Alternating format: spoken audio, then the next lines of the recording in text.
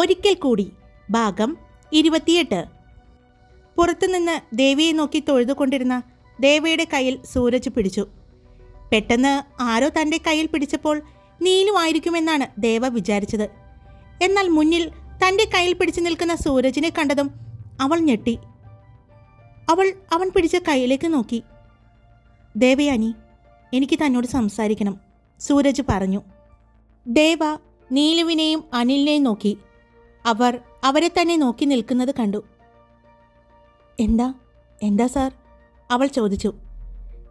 ദേവയാനി, സൂരജിന് പറയാനുള്ളത് താൻ മുഴുവനും കേൾക്കണം. പെട്ടെന്ന് ദേഷ്യപ്പെടരുത്.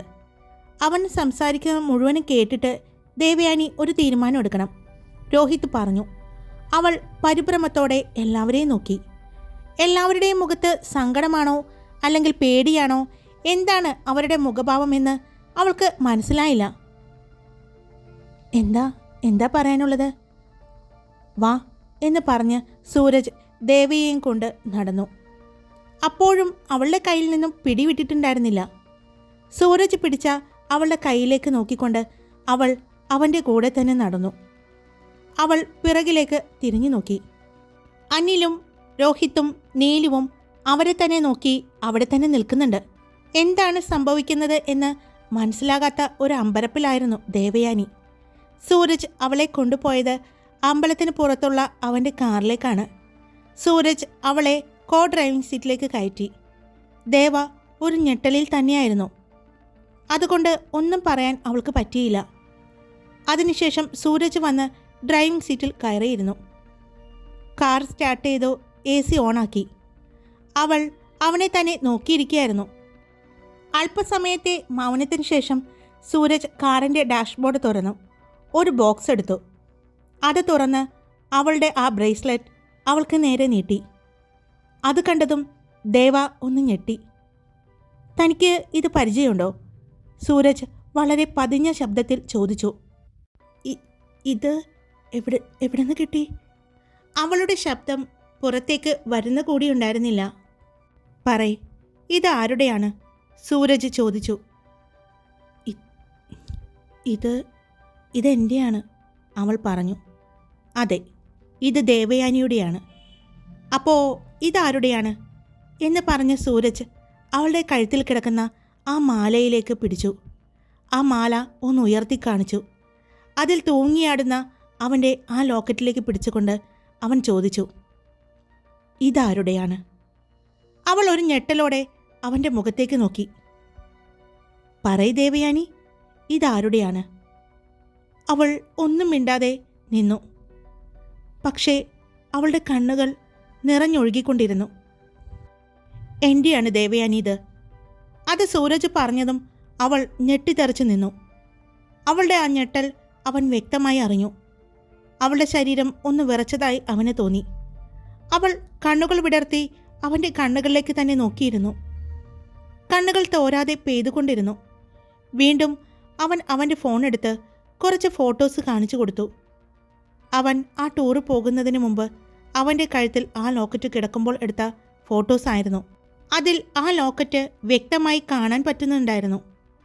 ഇത് കണ്ടോ ദേവയാനി, ഇത് എൻ്റെയാണ്.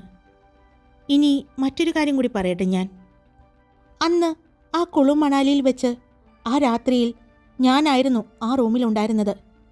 അത് കേട്ടതും ദേവ പെട്ടെന്ന് സീറ്റിലേക്ക് ഒന്ന് ചാരി അമർന്നിരുന്നു. താൻ ബോധം കെട്ട് വീഴുമെന്ന് പോലും അവൾക്ക് തോന്നി. അതേ ദേവയാനി, ഞാൻ പറയുന്നത് താൻ ശാന്തമായും സ്വസ്ഥമായും കേൾക്കണം എന്ന് പറഞ്ഞ് സൂരജ് അന്ന് നടന്ന സംഭവങ്ങൾ മുഴുവനും അവളോട് പറയാൻ തുടങ്ങി. ആ സീറ്റിലേക്ക് ചാരി കണ്ണുകളടച്ച് അവൾ ഇരുന്നു. അവൻ പറയുന്നത് മുഴുവനും അവൾ കേൾക്കുന്നുണ്ടായിരുന്നു. അവളുടെ കണ്ണുകൾ തോരാതെ പെയ്തുകൊണ്ടിരിക്കുകയാണ്. അവളിൽ നിന്നും ചെറിയ ഏങ്ങലുകൾ കേൾക്കുന്നുണ്ട്. പിന്നീട് സൂരജ് സത്യം തിരിച്ചറിഞ്ഞതും കണ്ണൻ്റെ DNA ടെസ്റ്റ് നടത്തിയതും കണ്ണൻ തൻ്റെ മകനാണ് എന്ന് തന്നെ ഉറപ്പാക്കിയതും അവളുടെ നാട്ടിൽ വിളിച്ചതും എല്ലാം തന്നെ സൂരജ് അവളോട് തുറന്നു പറഞ്ഞു. അവളിൽ നിന്നും ഒരു പ്രതികരണവും ഉണ്ടായിരുന്നില്ല. സംസാരിച്ച് കഴിഞ്ഞിട്ടും എല്ലാം തുറന്നു പറഞ്ഞു കഴിഞ്ഞിട്ടും അവൻ അങ്ങനെ തന്നെ ഇരുന്നു. എത്ര സമയം അവൻ അങ്ങനെ ഇരുന്നു എന്ന് അവർക്ക് പോലും അറിയില്ല. അവൻ എല്ലാം പറഞ്ഞു കഴിഞ്ഞതിനു ശേഷവും അവൾ അനക്കമില്ലാതെ ഇരുന്നു. സൂരജ് അവളുടെ കയ്യിൽ പിടിച്ചു. ദേവ, മനഃപൂർവ്വമല്ല, ഞാനും നീയും തെറ്റുകാരല്ല. പക്ഷേ ഏറ്റവും കൂടുതൽ നഷ്ടങ്ങളുണ്ടായത് നിനക്കാണ്. അതിൽ അറിഞ്ഞോ അറിയാതെയോ ഞാനും ഒരു ഭാഗമായിരുന്നു. എനിക്കും ഒന്നും അറിയില്ലായിരുന്നു. ഞാനും വർഷങ്ങളായിട്ട് അന്വേഷിച്ച് നടക്കുകയായിരുന്നു അന്ന് എന്താണ് സംഭവിച്ചതെന്ന്. എൻ്റെ കൂടെ ഒരു പെൺകുട്ടി ഉണ്ടായിരുന്നു എന്ന് എനിക്ക് ബോധ്യമായിരുന്നു. പക്ഷേ അതാരാണെന്ന് ഞാൻ ഒരുപാട് അന്വേഷിച്ചു. പക്ഷേ കണ്ടെത്താൻ സാധിച്ചില്ല. യാദൃച്ഛികമായാണ് നിങ്ങളെ എൻ്റെ മുന്നിൽ ദൈവം കൊണ്ടുവന്നെത്തിച്ചത്. അവളുടെ കയ്യിൽ പിടിച്ചപ്പോൾ ദേവ കണ്ണു തുറന്ന് നോക്കിയിരുന്നു. അവൻ പറയുന്നതെല്ലാം അപ്പോഴും അവൾ കേട്ടിരുന്നു. എന്തെങ്കിലും ഒന്ന് പറ ദേവ. സൂരജിൽ നിന്നും ആദ്യമായിട്ടാണ് ദേവ എന്നുള്ള വിളി അവൾ കേൾക്കുന്നത്. പ്ലീസ്, എന്തെങ്കിലും ഒന്ന് സംസാരിക്കേ. അത് പറയുമ്പോൾ സൂരജിൻ്റെ കണ്ണുകളും നിറഞ്ഞൊഴുകുന്നത് അവൾ കണ്ടു. ഞാൻ എന്താ പറയുക? എനിക്കറിയാം നിങ്ങളും തെറ്റുകാരനല്ലാന്ന്. കാരണം അന്ന് രാവിലെ ഞാൻ പുറത്തേക്ക് ഇറങ്ങിയപ്പോൾ എനിക്ക് ആ മെഡിസിൻ തന്ന അയാളെ ഞാൻ കണ്ടിരുന്നു. എങ്ങനെയുണ്ട് മെഡിസിൻ കഴിച്ചിട്ട്? തലവേദന കുറഞ്ഞോ എന്ന് ചോദിച്ചിരുന്നു. നന്നായി ഉറങ്ങിയില്ലേ എന്ന് അയാൾ ചോദിച്ചു. പക്ഷേ എനിക്കൊന്നും പറയാൻ പറ്റില്ലായിരുന്നു. ഞാൻ ആ ഒരു ഷോക്കിലായിരുന്നു. അപ്പോഴാണ് അയാൾ പറഞ്ഞത് വേറെ ഒരു സാറിനും തലവേദന വന്നപ്പോൾ ആ മെഡിസിൻ കൊടുത്തിരുന്നു എന്ന്. ഞാൻ ചോദിച്ചു ആ മെഡിസിൻ എവിടെ നിന്നാണ് കിട്ടിയെന്ന്. അപ്പോൾ അയാൾ പറഞ്ഞത് മെഡിക്കൽ ഷോപ്പിൽ നിന്ന് വാങ്ങിയതാണെന്നാണ്. അയാളുടെ സംസാരത്തിൽ എനിക്ക് സംശയമൊന്നും തോന്നിയില്ല. മെഡിക്കൽ ഷോപ്പിൽ നിന്ന് കിട്ടിയ മരുന്ന് ആണെന്ന് എനിക്ക് ബോധ്യമായിരുന്നു. കാരണം ഞാൻ ഒട്ടും മദ്യപിച്ചിട്ടുണ്ടായിരുന്നില്ല, വേറെ ഒന്നും കഴിച്ചിട്ടുണ്ടായിരുന്നില്ല. ആ കഴിച്ച മെഡിസിൻ്റെ പ്രശ്നം തന്നെയാണെന്ന് ഞാൻ ഉറപ്പിച്ചിരുന്നു. ഒരാൾ കൂടി ആ മെഡിസിൻ കൊടുത്തിരുന്നു എന്ന് പറഞ്ഞപ്പോൾ എനിക്കത് റൂമിലുണ്ടായിരുന്ന ആൾ ആയിരിക്കുമെന്ന് ഒരു ഊഹം ഉണ്ടായിരുന്നു. ഇപ്പോൾ നിങ്ങൾ പറഞ്ഞപ്പോൾ ഉറപ്പായി സത്യമാണെന്ന്. ഇതിൽ നിങ്ങളുടെ ഭാഗത്ത് ഒരു തെറ്റുമില്ല. ഇത് അനുഭവിക്കണമെന്ന് എൻ്റെ യോഗമായിരുന്നു. ഞാനത് അനുഭവിച്ചേ പറ്റൂ. ദേവ പറഞ്ഞു. പറ്റില്ല ദേവ, ഇനി നിന്നെ വീണ്ടും അനുഭവിക്കാൻ ഞാൻ വിടില്ല. എനിക്ക് നിന്നെ വേണം, എൻ്റെ കുഞ്ഞിനെ വേണം. അവൻ എൻ്റെ മകനായിട്ട് തന്നെ വളരണം. സൂരജിൻ്റെ ആ മറുപടി കേട്ടതും ദേവ വീണ്ടും ഞെട്ടി. സാർ എന്തൊക്കെയാ പറയുന്നേ? സാറിൻ്റെ വിവാഹം ഉറപ്പിച്ചിരിക്കുന്നതാണ്. എന്നെ ഓർത്തോ എൻ്റെ കുഞ്ഞിനെ ഓർത്തോ വിഷമിക്കണ്ട. അറിയാതെ സംഭവിച്ച തെറ്റല്ലേ നമുക്ക് രണ്ടുപേർക്കും. ഞാൻ എന്തായാലും ഇത്രയും അനുഭവിച്ചു. ഇനിയും ശിക്ഷ ഞാൻ തന്നെ അനുഭവിച്ചോളാം. അതിൽ സാറ് പങ്കാളിയാവണ്ട. ഇപ്പോൾ മനസ്സിനൊരു ആശ്വാസമുണ്ട്. കാരണം ആ രാത്രി എൻ്റെ കൂടെ ഉണ്ടായിരുന്ന ആരാണെന്ന് അറിയാതെ ഞാൻ നേരെ ജീവിക്കുകയായിരുന്നു ഈ നിമിഷം വരെ. പക്ഷെ എൻ്റെ കണ്ണൻ്റെ അച്ഛൻ സാറാണെന്നറിഞ്ഞപ്പോൾ, പറഞ്ഞു കേട്ടപ്പോൾ ഒരുപാട് സന്തോഷം തോന്നുന്നു. ഒരു തെമ്മാടിയോ അല്ലെങ്കിൽ ഒരു കള്ളനോ ഒന്നുമല്ലല്ലോ എൻ്റെ കുഞ്ഞിൻ്റെ അച്ഛൻ. പക്ഷെ ഞാൻ ഒരിക്കലും അവകാശം ചോദിച്ച് സാറിനെ ബുദ്ധിമുട്ടിക്കില്ല കേട്ടോ. ആ പേടി വേണ്ട. കണ്ണൻ എപ്പോഴും എൻ്റെ കുഞ്ഞു മാത്രമായിരിക്കും. എൻ്റെ മകൻ മാത്രമായിട്ട് അവൻ വളരും. സാറ് ധൈര്യമായിട്ടിരുന്നോ. ഇനി ഞാൻ ജീവിക്കും സന്തോഷമായിട്ട്, സമാധാനമായിട്ട് എൻ്റെ കുഞ്ഞിൻ്റെ ഒപ്പം. എൻ്റെ മകൻ്റെ രക്തം നല്ലൊരു അച്ഛൻ്റെ തന്നെയാണ് എന്നെനിക്ക് ഉറപ്പായ ദിവസമാണ്. അതുകൊണ്ട് ഇന്നു മുതൽ ഞാൻ സ്വസ്ഥമായിട്ടും സമാധാനമായിട്ടും ഉറങ്ങും. സാറ് ധൈര്യമായിട്ട് പോയിക്കോ. എന്നോടിത് തുറന്നു പറയാൻ കാണിച്ച മനസ്സില്ലേ, അതിന് ഒരുപാട് നന്ദിയുണ്ട്. നേരെ ജീവിക്കായിരുന്നു. ആരാണെന്നോ എന്താണെന്നോ എങ്ങനെയുള്ള ആളാണെന്നോ ഒന്നും അറിയാതെ ജീവിച്ചതാണ് ഞാൻ. ഇത്രയും നാൾ പേടിയായിരുന്നു. വല്ല കള്ളനോ കൊലപാതകയോ അല്ലെങ്കിൽ മോശക്കാരനായ ആരെങ്കിലും ആയിരിക്കുമോ എന്ന്. എന്നെ അത്രയും പറഞ്ഞ് അവൾ നിർത്തി. പക്ഷേ ഇപ്പോൾ ഒരുപാട് സന്തോഷമുണ്ട്. അങ്ങനെയൊന്നല്ലല്ലോ എന്നോർക്കുമ്പോൾ. പക്ഷേ ഒരുപാട് നഷ്ടങ്ങൾ സംഭവിച്ചു. ആരെയും കുറ്റപ്പെടുത്തുന്നില്ല. ഞാനത് അനുഭവിക്കാൻ വിധിക്കപ്പെട്ടതാണ് എന്നാണ് ഞാൻ വിശ്വസിക്കുന്നത്. ഇതെല്ലാം അനുഭവിക്കണമെന്ന് ഈ നടയിലിരിക്കുന്ന ദേവി തീരുമാനിച്ചിട്ടുള്ളതാണ്. അത് അങ്ങനെ സംഭവിച്ചാലേ പറ്റൂ. കണ്ണുകൾ തുടച്ചുകൊണ്ട് ദേവ പറഞ്ഞു. അത് അവനെ ആശ്വസിപ്പിക്കുന്നത് പോലെ അവന് തോന്നി. സാറ് ധൈര്യമായിട്ട് പോയിക്കോ. കണ്ണനെ കാണാൻ വരരുതെന്നൊന്നും ഞാൻ പറയില്ല. പക്ഷേ അവനെ എന്നിൽ നിന്ന് പിരിക്കരുത്. അത് മാത്രമേ ഉള്ളൂ ഒരു അപേക്ഷ. എനിക്ക് അവനേ ഉള്ളൂ. അവനിൽ അവകാശം പറഞ്ഞ് വരരുത്. എൻ്റെ കുഞ്ഞുമായിട്ട് ഞാൻ ജീവിക്കും. അവൻ ഇപ്പോൾ ജീവിക്കുന്നത് പോലെ തന്നെ ജീവിക്കും. സാറിന് എപ്പോൾ വേണമെങ്കിലും അവനെ വന്ന് കാണാം. അവൻ്റെ ഒപ്പം സമയം ചെലവഴിക്കാം. പക്ഷേ തട്ടിയെടുക്കാൻ മാത്രം ശ്രമിക്കരുത്. അത് മാത്രം എനിക്ക് സാറിനോട് പറയാനുള്ളൂ. എല്ലാം നഷ്ടപ്പെട്ട് നിൽക്കുക ഞാൻ. എനിക്ക് ജീവിക്കാനുള്ള ആകെയുള്ളൊരു പ്രേരണ എൻ്റെ മകനാണ്. അതുകൊണ്ടാണ് എന്ന് പറഞ്ഞ് കണ്ണും മുഖവും നന്നായി തുടച്ചു. അവൾ കാറിൽ നിന്നും ഇറങ്ങാൻ പോയതും പെട്ടെന്ന് സൂരജ് അവളുടെ കയ്യിൽ പിടിച്ചു.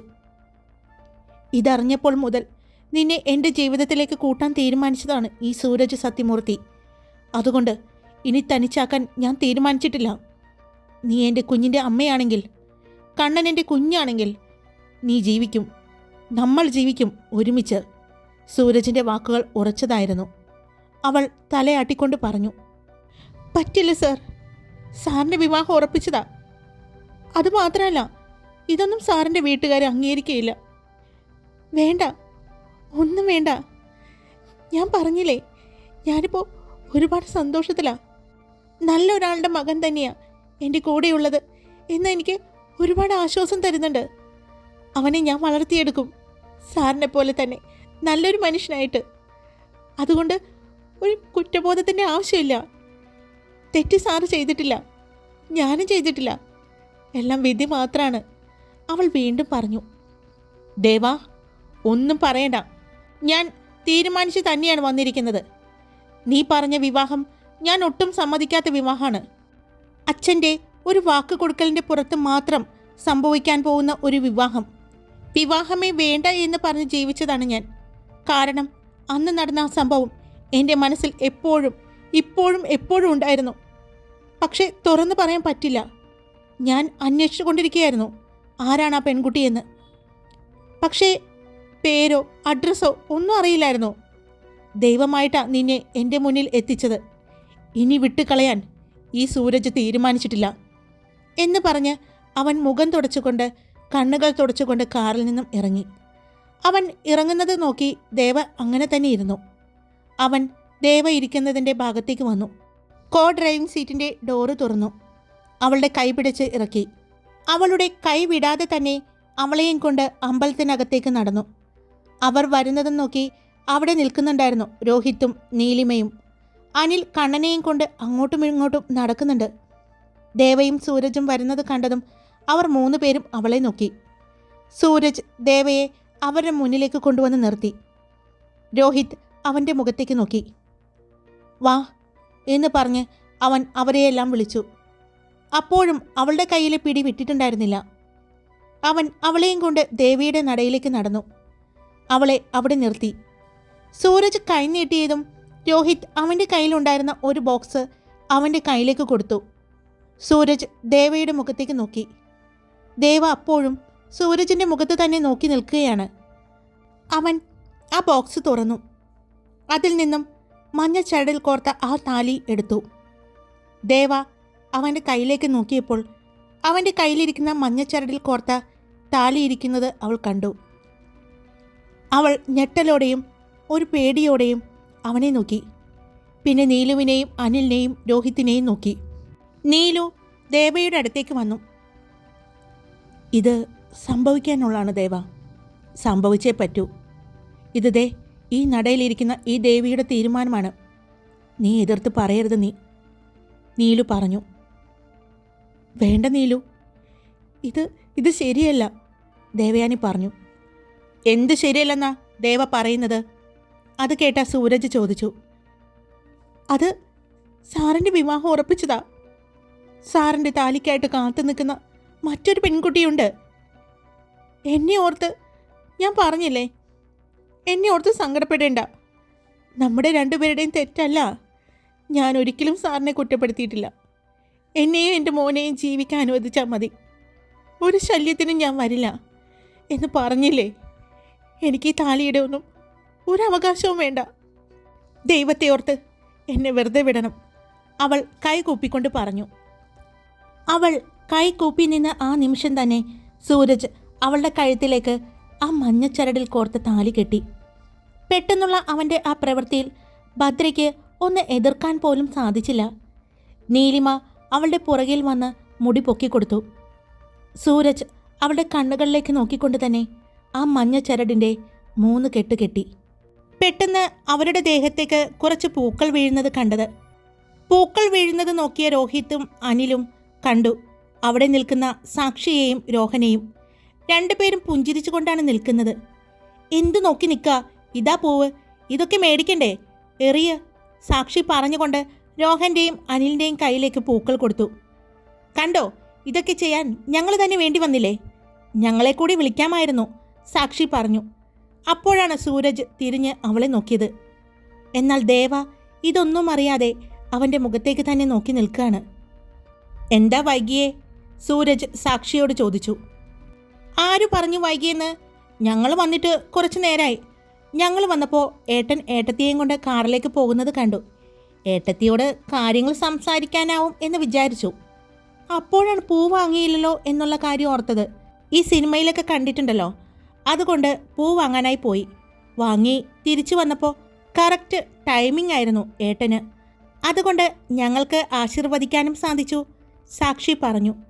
അപ്പോൾ അവിടെ നിന്ന് ആ പിരിമുറുക്കം അവസാനിപ്പിക്കാനായി അവളുടെ ആ സംസാരത്തിന് സാധിച്ചുവെങ്കിലും ദേവ അങ്ങനെ തന്നെ നിൽക്കുകയായിരുന്നു. രോഹിത്തിൻ്റെ കയ്യിൽ നിന്നും ആ ബോക്സ് സാക്ഷി വാങ്ങി. ഇങ്ങത്താ, ഞാനാ ചെയ്യേണ്ടത് ഇതെല്ലാം, സഹോദരിയാ ചെയ്യേണ്ടത്, മുടിയൊക്കെ പൊക്കി കൊടുക്കേണ്ടത്. പക്ഷേ അത് നീലു ചേച്ചി ചെയ്തു, അതുകൊണ്ട് കുഴപ്പമില്ല, ഇതെങ്കിലും ഞാൻ ചെയ്യട്ടെ എന്ന് പറഞ്ഞ് രോഹിത്തിൻ്റെ കയ്യിലുണ്ടായിരുന്ന മറ്റൊരു ബോക്സ് തുറന്ന് സൂരജിൻ്റെ നേർക്ക് നീട്ടി. അത് താലിമാലയായിരുന്നു. ഏട്ടാ, ഇതുകൂടി കെട്ടിക്കൊടുക്കൂ, അവൾ പറഞ്ഞു. സൂരജ് അതുമെടുത്ത് ദേവയുടെ കഴുത്തിലൂടെ ചുറ്റി ഇട്ടുകൊടുത്തു. ദേവയുടെ കണ്ണുകൾ നിറഞ്ഞൊഴുകുന്നുണ്ടായിരുന്നു. കണ്ണുകൾ ഒന്ന് ചിമ്മിപ്പോലും അടയ്ക്കാതെ അങ്ങനെ തന്നെ നിൽക്കുന്ന ദേവയെ കണ്ടപ്പോൾ നീലുവിന് വല്ലാത്ത സങ്കടം തോന്നി. അവൾ ദേവയുടെ തോളിൽ പിടിച്ചു. പെട്ടെന്ന് ഒരു ഞെട്ടലോടെ അവൾ തിരിഞ്ഞ് നീലുവിനെ നോക്കി. നമ്മുടെ കണ്ണന് വേണ്ടി, നിനക്ക് വേണ്ടി അംഗീകരിച്ചേ പറ്റൂ ദേവ, നീലു പറഞ്ഞു. ചേച്ചി, ഏട്ടത്തിയായി ഞാൻ നേരത്തെ ചേച്ചിയെ സ്വീകരിച്ചതാണ്. ഇപ്പോൾ അതിന് സാക്ഷിയാവാൻ ഈ സാക്ഷിക്ക് സാധിച്ചു. ഏട്ടാ, ഇതുകൂടി എന്ന് പറഞ്ഞ് ആ കുങ്കുമത്തിൻ്റെ ചെപ്പ് അവൾ തുറന്നു കൊടുത്തു. ദേവി നടയിൽ നിന്നും പൂജിച്ച ആ സിന്ദൂരം അവിടെ വെച്ച് തന്നെ സൂരജ് അവളുടെ സിന്ദൂര രേഖയിലേക്ക് നീട്ടി വരച്ചു കൊടുത്തു. കണ്ണുകളടച്ച് ദേവ അത് സ്വീകരിച്ചു. എല്ലാവർക്കും ഒരാശ്വാസം തോന്നി. രോഹിത് ഇത്രയും നേരം മനസ്സിലുണ്ടായിരുന്ന ആ പിരിമുറുക്കം ഒരു നെടുവെറുപ്പായി പുറത്തേക്കിട്ടു. അത് തന്നെയായിരുന്നു അനിലിൻ്റെയും അവസ്ഥ. രോഹൻ അതെല്ലാം അവൻ്റെ ക്യാമറയിൽ പകർത്തിക്കൊണ്ടിരിക്കുന്നുണ്ടായിരുന്നു. സൂരജ് അനിലിൻ്റെ കയ്യിൽ നിന്നും കണ്ണനെ വാങ്ങി ദേവയോട് ചേർന്ന് നിന്നു. അതെ, ഒരു ചടങ്ങ് കൂടിയുണ്ട് എന്ന് പറഞ്ഞ് രോഹിത് ഒരു ബോക്സ് തുറന്നു. രണ്ടുപേരുടെയും പേരെഴുതിയ മോതിരം എടുത്തു കൊടുത്തു. ഇത് എൻ്റെ വക കുഞ്ഞു സമ്മാനം എന്ന് പറഞ്ഞാണ് കൊടുത്തത്. സൂരജ് അതിൽ നിന്നും സൂരജ് എന്ന പേരെഴുതിയ മോതിരം എടുത്ത് ദേവയ്ക്ക് നേരെ തിരിഞ്ഞു. കണ്ണൻ ഇങ്ങ് താഴേട്ടാ എന്ന് പറഞ്ഞ് സാക്ഷി കുഞ്ഞിനെ വാങ്ങി. സൂരജ് ദേവയുടെ നേർക്ക് തിരിഞ്ഞു നിന്നു. അവളുടെ കൈ പിടിച്ചു. അവളുടെ കൈ തണുത്ത് ഐസ് പോലെ ആയിരുന്നു. സൂരജ് ആ കൈ പിടിച്ചപ്പോൾ കൈ നന്നായി വിറയ്ക്കുന്നുണ്ടായിരുന്നു. അവൻ അവളുടെ മോതിര വിരലിൽ സൂരജ് എന്നെഴുതിയ മോതിരം ഇട്ടുകൊടുത്തു. ഇനി ചേച്ചി, അല്ല ഏട്ടത്തി എന്ന് പറഞ്ഞ് സാക്ഷിയാണ് ദേവയാനി എന്നെഴുതിയ മോതിരം ദേവയുടെ കയ്യിലേക്ക് കൊടുത്തത്. അത് വാങ്ങാതെ അവൾ അങ്ങനെ തന്നെ നിന്നു. വാങ്ങിക്കേടത്തി, അവൾ ദേവയുടെ കയ്യിൽ തട്ടി. ഇതാ ഇവിടെ അവളുടെ കയ്യിലേക്ക് ആ മോതിരം വെച്ചു കൊടുത്തു. ഏട്ടാ, ഏട്ടത്തി കൈയൊന്നും പിടിക്കില്ല. ഏട്ടൻ തന്നെ കൈ നീട്ടി കൊടുക്കേണ്ടി വരും, സാക്ഷി പറഞ്ഞു. സൂരജ് ചെറിയൊരു പുഞ്ചിരിയോടെ അവൻ്റെ കൈ നീട്ടിക്കൊടുത്തു. ഏട്ടത്തി ആ മോതിരിട്, സാക്ഷി പറഞ്ഞു. ദേവാ, പുറകിൽ നിന്നും നീലുവും വിളിച്ചു. ഇട്ട് കൊടുക്കടാ, നീലു പറഞ്ഞു. ദേവ അവളുടെ പേരെഴുതിയ മോതിരം സൂരജിൻ്റെ കയ്യിലേക്ക് ഇട്ടുകൊടുത്തു. എല്ലാവർക്കും ഒരുപാട് ആശ്വാസം തോന്നി. ഇനി കൈ പിടിച്ചു കൊടുക്കേണ്ട ചടങ്ങുണ്ടല്ലോ, അതാര് ചെയ്യും, സാക്ഷി ചോദിച്ചു. ഞാൻ കൊടുക്കാം, അനിൽ മുന്നോട്ട് വന്നു. അച്ഛനല്ലെങ്കിൽ സഹോദരൻ വേണ്ട ചെയ്യാൻ. ഇവള് എനിക്കെൻ്റെ സ്വന്തം സഹോദരിയെ പോലെ തന്നെയാണ്, അതുകൊണ്ട് ഞാൻ കൈ പിടിച്ചു തരാം എന്ന് പറഞ്ഞ് അനിൽ ദേവയുടെ കൈ പിടിച്ച് സൂരജിൻ്റെ കയ്യിലേക്ക് ചേർത്ത് കൊടുത്തു. ഒരുപാട് അനുഭവിച്ചിട്ടുണ്ട് എൻ്റെ സഹോദരി. ഇനിയെങ്കിലും അവൾ സന്തോഷമായിട്ട് ജീവിക്കണം. പൊന്നു പോലെ നോക്കണം എന്നൊന്നും ഞാൻ പറയില്ല, പക്ഷേ കരയിപ്പിക്കാതെ നോക്കണം. ഇനി കരയാൻ അവൾക്ക് കണ്ണീരുണ്ടാവില്ല, അത്രയും അനുഭവിച്ചു കഴിഞ്ഞു, അനിൽ പറഞ്ഞു.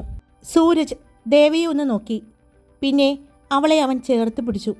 അവൻ്റെ ആ പ്രവൃത്തി ഒട്ടും പ്രതീക്ഷിക്കാതിരുന്ന ദേവ ഒന്ന് ഞെട്ടി. പൊന്നുപോലെ തന്നെ നോക്കും. ഒരു വാക്കുകൊണ്ടോ പ്രവൃത്തി കൊണ്ടോ ഞാൻ നോവിക്കില്ല, വേദനിപ്പിക്കില്ല. അറിയാതെ ഞാൻ ചെയ്ത തെറ്റാണ്, പക്ഷേ ഇനി ഒരിക്കലും അറിയാതെ പോലും സൂരജ് സത്യമൂർത്തി എന്ന ഞാൻ എൻ്റെ ഭാര്യയായ ദേവയാനി സൂരജിത്തിനെ വേദനിപ്പിക്കില്ല, കരയിപ്പിക്കില്ല. ഇത് ഈ ദേവി നടയിൽ വെച്ച് ഞാൻ തരുന്ന വാക്കാണ്, എൻ്റെ ദേവയ്ക്ക് കൊടുക്കുന്ന ഉറപ്പാണ് എന്ന് പറഞ്ഞ് ആദ്യമായി സൂരജ് അവളുടെ നെറ്റിയിൽ ചുംബിച്ചു. കണ്ണുകളടച്ച് ദേവ നിന്നു. ഏട്ടാ, ഇത് അമ്പലമാണ്, സാക്ഷി ചുറ്റും നോക്കിക്കൊണ്ട് പറഞ്ഞു. കുറേ പേർ അവരെ നോക്കി നിൽക്കുന്നത് സാക്ഷി കണ്ടു. അതിനും സൂരജ് ഒന്ന് പുഞ്ചിരിച്ചതേയുള്ളൂ. കണ്ണാ, ഇതാരാണെന്നറിയോ നിനക്ക്, സാക്ഷി ചോദിച്ചു. എല്ലാം കണ്ടുകൊണ്ടിരുന്ന കണ്ണൻ അമ്പരപ്പോടെ തന്നെ അവരെ മാറി മാറി നോക്കി. നിന്റെ അച്ഛനാണ് കണ്ണാ, സാക്ഷി പറഞ്ഞു. അച്ഛനോ, കണ്ണൻ ചോദിച്ചു. അതേടെ കണ്ണാ, നിന്റെ അച്ഛനാ ഇത്, സാക്ഷി പറഞ്ഞു. സൂരജ് വേഗം കുഞ്ഞിനെ വാങ്ങി. അതേ മോനെ, നിന്റെ അച്ഛനാ ഞാൻ, സൂരജ് പറഞ്ഞതും കണ്ണൻ അവനെ കെട്ടിപ്പിടിച്ചു. അവൻ്റെ ആ കുഞ്ഞിക്കൈകൾ കൊണ്ട് സൂരജിൻ്റെ 2 കവിളിലും പിടിച്ച് അവൻ്റെ കവിളിലും നെറ്റിയിലുമെല്ലാം മാറി മാറി ഉമ്മകൾ കൊടുത്തുകൊണ്ടിരുന്നു. ഉമ്മകൾ കൊടുക്കുമ്പോഴും കണ്ണൻ അച്ഛൻ എന്ന് പറയുന്നുണ്ടായിരുന്നു. അവൻ അത്രമാത്രം ഒരച്ഛൻ്റെ സ്നേഹം ആഗ്രഹിച്ചിരുന്നുവെന്ന് ദേവ തിരിച്ചറിയുകയായിരുന്നു. എൻ്റെ മകൻ ഇത്രയും ആഗ്രഹിച്ചിരുന്നു എന്നോർത്തപ്പോൾ അവളുടെ നെഞ്ചിൽ ഒരു വേദന പോലെ തോന്നി. അവളുടെ കണ്ണുകൾ നിറയുന്നുണ്ടായിരുന്നു. അത് കണ്ടുകൊണ്ടിരുന്ന നീലുവിൻ്റെയും സാക്ഷിയുടെയും കണ്ണ് നിറഞ്ഞു. സാക്ഷി പെട്ടെന്ന് തന്നെ കണ്ണ് തുടച്ചു. ഡാ കുഞ്ഞിച്ചക്ക, അത് എൻ്റെ ഏട്ടനാ. അവൾ വേഗം സൂരജിനെ കെട്ടിപ്പിടിച്ചു. എൻ്റെ അച്ഛനാ, അച്ഛൻ, അവൻ പറഞ്ഞു. ആയിക്കോട്ടെ, പക്ഷേ ആദ്യം എൻ്റെ ഏട്ടനായിരുന്നു, അത് കഴിഞ്ഞിട്ടാ നിന്റെ അമ്മയുടെ ഭർത്താവായത്, അത് കഴിഞ്ഞിട്ടാ നിന്റെ അച്ഛനായത്, കേട്ടോടാ, സാക്ഷി പറഞ്ഞുകൊണ്ടിരുന്നു. ആ സമയത്തെ ഒരു പിരിമുറുക്കം അവസാനിപ്പിക്കാൻ സാക്ഷിക്ക് പറ്റുന്നുണ്ടായിരുന്നു. ഇന്നത്തെ ഈ ഭാഗം എഴുതാൻ ഞാൻ ശരിക്കും വിഷമിച്ചു. എൻ്റെ കണ്ണൊക്കെ നിറഞ്ഞിട്ട് എനിക്ക് അക്ഷരങ്ങൾ കാണുന്നുണ്ടായിരുന്നില്ല വായിക്കാൻ. എനിക്ക് ഭയങ്കര സങ്കടമായിരുന്നു. എനിക്ക് മാത്രം അങ്ങനെ തോന്നിയുള്ളോ, അല്ലെങ്കിൽ നിങ്ങൾക്ക് കേട്ടപ്പോൾ തോന്നിയോ? ഒന്ന് കമൻറ്റ് ചെയ്യണേ. അപ്പോൾ ഇഷ്ടപ്പെട്ടെങ്കിൽ ലൈക്ക് ചെയ്യാനും കമൻറ്റ് ചെയ്യാനും സബ്സ്ക്രൈബ് ചെയ്യാനും മറക്കരുത് കൂട്ടുകാരെ. Love you all. It's me Karthika.